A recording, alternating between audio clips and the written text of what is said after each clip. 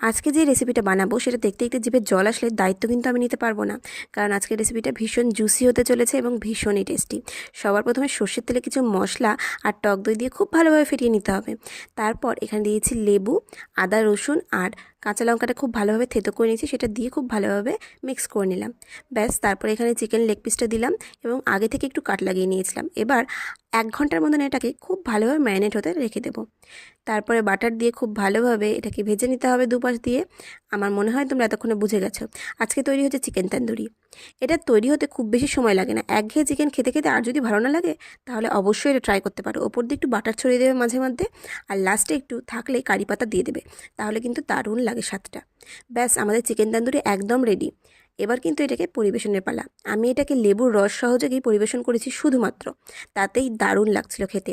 তোমাদের যদি ভিডিওটি ভালো লেগে থাকে তাহলে কিন্তু শেয়ার করো আর বানিয়ে অবশ্যই আমাকে জানিও।